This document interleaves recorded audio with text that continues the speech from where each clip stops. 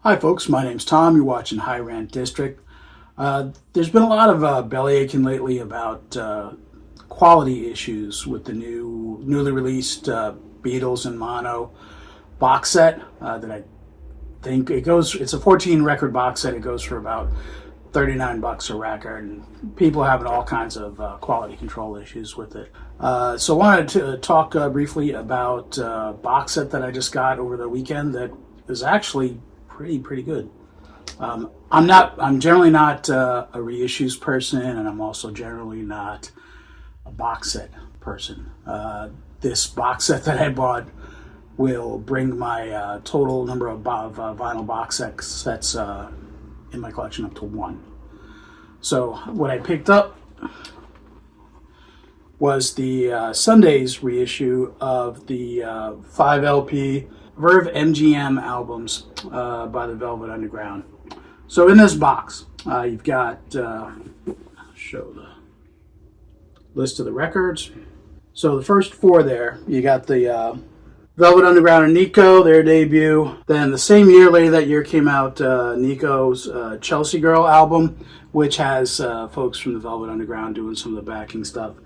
Then you have the mono version of White Light, White Heat, the mono version of the Velvet Underground, and then the supposedly uncompleted fourth album by the Velvets.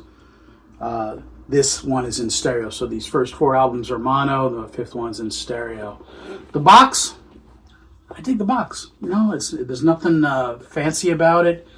It's 1 inch thick. That's it, 1 inch thick. For comparison's sake, that is the width that two Rhino Hi-Fi records in plastic outer sleeves will take up on your shelf. So you get there's a debut album. It is a gatefold. There's a back, so that's in mono. These are kind of flimsy, which is fine by me. You know, these I appreciate these things when reissues come out and they don't take up an inordinate amount of shelf space. The Mega Gatefold, Stout and Tip-On jackets, they're unnecessary. I think they're very wasteful. It's wasteful environmentally, but also it's wasting space on the shelf. It takes up too much space. And here's the Nico Chelsea Girl album. I had not heard this album in the past. I guess my take on it would be that it's just way too much flute and too much orchestra. You know, it's if it was just her and guitar, I mean, there's no drums on this, so you know Mo's not on this. But I mean, the content of the music, you know, and the lyrics is very good. You know, her singing's, you know, it's fine. You know, she's not all that in a bag of chips vocally, but just the orchestration, you know, the orchestra and the flute, way too much. So it's fine. After that, we had the White Light, White Heat, Velvet Underground, and then what they call the Velvet Underground 1969. Again, this one's in stereo. First four were in mono. So I play these records, when I listen to mono records, I do use a mono cartridge. I'll insert something either in the middle here or at the end talking about the cartridges, but I use a mono cartridge and these records sound perfectly fine. And then I use stereo cart, obviously, for the last album because it's in stereo, and that sounded great too. Now I do have, I think, a stereo version of White Light, White Heat.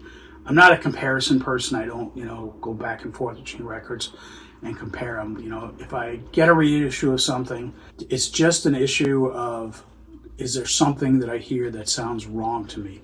Is it like too brittle, you know, too muddy in a certain area? And if it's got a lot of surface noise or pops and clicks, that takes me right out of it. Now, I should say that with this box set, I'm kind of a caveman. I only use a spin clean. So I just cleaned all the records, then played them. Everything sounded great. There was nothing at all that took me out of any of the music. There was just a tiny bit of what sounded like a little bit of a hiss on the last track on side 2 of the Nico Chelsea Girl album. And it wasn't like crackles, so I can't tell if it was baked into the vinyl or if that was baked into the tape. I have no idea. but not enough to snap me out of it. Basically, like I hear like a click or a pop, that generally takes me out of it. So I do, although I'm only doing rudimentary cleaning, I'm just doing a spin clean, nothing, no issues whatsoever. Everything sounded fantastic. So, before the shipping, about $29 a record compared to the Beatles and Mono box set. It's about $39 a record if you break it down that way. I know there's books in a box and ephemera and blah, blah, blah. But as far as this Sundazed reissue mono 5 LP box set, I feel like I actually got good value. It's rare for me to buy brand new records. And when I do, a lot of times I'll buy them from Amazon. I'm surprised Amazon still ships records to me if I ever order them, which is rare because I probably have about a 75% return rate, because new records generally have problems with them that just take me out of the moment. I don't care about hairlines, scuffs on the record. If you can't feel it, you can't hear it, you can just see it. It doesn't matter to me. If there's a ding on a corner here or there, that's okay. It's not the end of the world. For me anyway. I know everybody's different. But the records sounded fantastic. Again, Chelsea Girl, side 2, last track, maybe a little bit of hiss, but not crackle, which tells me probably not surface noise, probably something in the tape. I don't know. I didn't try to listen to a digital version of it. But it was well worth it. So if you're thinking about it, they're still available. I bought it from the Sundazed Bandcamp website. If you do a search for Sundazed, Sundazed. So Sundazed, Bandcamp, Velvet, it'll probably take you right to that webpage if you wanted to order it. Yes, I do buy these things with my own money, so not shilling or anything, but well worth it. Especially if you play the mono with the mono cart. That probably contributed greatly to me not having any noise. But again, even when I switched to a stereo cart for the last album, no surface noise. It sounded great, other than just like the lead in, a little bit. Anyway, it was good stuff. If you dig the Velvets, if you don't have their albums, it's worth it. It's not that bad a value for about $144 plus shipping. You can probably, I think I saw somewhere the deep discount, that website might have it for less, so check that. But it's very good value, very good sounding. I'm happy with it, and it's rare that I'm happy with the reissue. All right, I'm just going to do a quick cut in here to just talk about the cartridges I used to listen to this set. First of all, I guess I should say, if I'm talking about sound quality, I should talk about the gear. This was listened through with HD6XX headphones. Anytime I get a new record or a new to me record, I listen on headphones, because if there's any problems, you won't miss them. On speakers, you can miss them. Using my Rogue Audio Sphinx version 3 Magnum integrated amp, using the headphone jack on that. The turntable is a Technics 1210 Mark II. It's basically a standard 1200 in great shape from about 20 years ago. The 1210 is just black instead of silver, and it's dual voltage. So if I wanted to use it in Europe, it's got a little switch to change the voltage. And then the cartridges. So for the most part on that deck, I'm using, it's Technics, so I've got a removable head shell. So on one head shell, my regular stereo cartridge is a Audio-Technica VM540ML. It's a microline stylus. Tracks really well, great detail. And so that's the stereo cartridge. For mono, I have a separate Technics head shell. And this is let's see if this will focus. Maybe not. It's an AT Mono-3 LP. And it's a mono cartridge. So I actually listen to my mono records with a mono cartridge. With the mono cartridge, the information that you're listening to from the groove, a mono cartridge is really just tracking, if you're not trying to get sexual here, but if this is a groove, I'm not trying to, be rude to any Europeans. If this is a groove, as the cartridge is going through, it's just tracking horizontally. So it's only reading the mono cartridge is only reading the horizontal signal. If it's a stereo cartridge, you've got the horizontal axis and the vertical axis.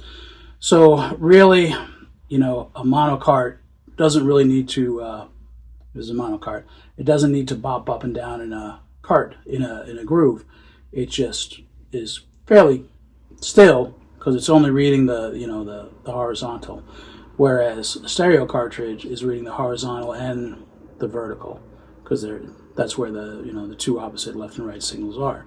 And it's kind of funny because this threw me off because with the first side of the Velvet Underground and Nico, I want to say it's probably like 22, 23 minutes long. And when I first pulled out the record, I was like, this is weird. Did they take some songs off? Because there's a ton of dead wax on it.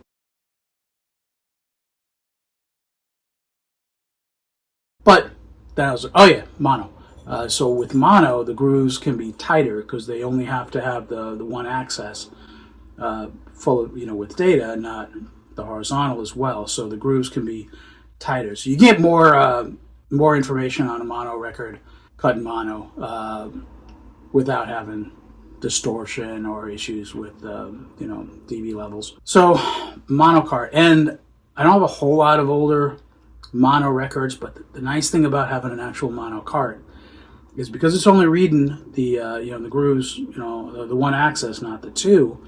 If you buy older mono records and a seller who's most sellers probably just doing a spot check on them with a stereo cartridge, they may list them as VG, but if you play with the mono cart, it's probably going to play, and I'm talking Goldmine standards, it's probably going to play VG plus, because when you use a stereo cart on a mono record, you're picking up the noise of the vertical axis, if there is any. On an older record, they may be dirty.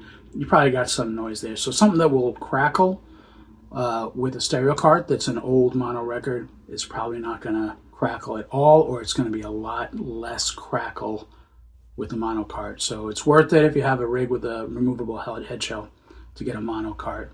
I like Audio-Technica. They're similar profiles, so that when I put the mono cart on, it has to track heavier. It's like instead of 1.95 grams on this, I track this, I think, 2.5, and then I have to adjust the anti-skate for each on my deck. But they're, because of the same company, I don't have to make much adjustment. Oh, and this, although this is a moving magnet for stereo, and the mono cart, this particular mono cart is moving coil, it's high output. So yeah, I have to turn my volume up a bit higher, but I don't have a need for a step-up transformer. Although with my integrated amp, I could change the the settings for the gain and the capacitance to adjust it, but I never do. It sounds fine. Mono carts are a great thing if you have a removable head shell and you can change out. But if you have a removable head shell on your rig and you're not playing around with different cartridges, I don't know what you're doing with your life. They do act a little bit differently. A mono cartridge is generally lower compliance than a stereo moving magnet, which is going to be high compliance. And compliance is like, for the little cantilever thing that the diamond tip sits on, that's the cantilever. On a mono cartridge, it's generally going to be stiffer. So it's going to track really well. And compliance, high compliance cartridge, if my finger is the cantilever, it's going to have a lot of give to it as it's going through the grooves because it's got to read, horizontal and vertically. So it's going to be high compliance, meaning basically a springier cantilever. With low compliance cantilever, which you probably find on, I would imagine, most MC moving coil carts, that cantilever is stiffer because it doesn't need to bop up and down in the grooves. It's just reading the side to side. So fun with cartridges, but I do recommend a mono cartridge for listening to mono. There are naysayers, but they're probably just saying nay because they don't have a mono cartridge. Anyway, thanks for listening to me babble.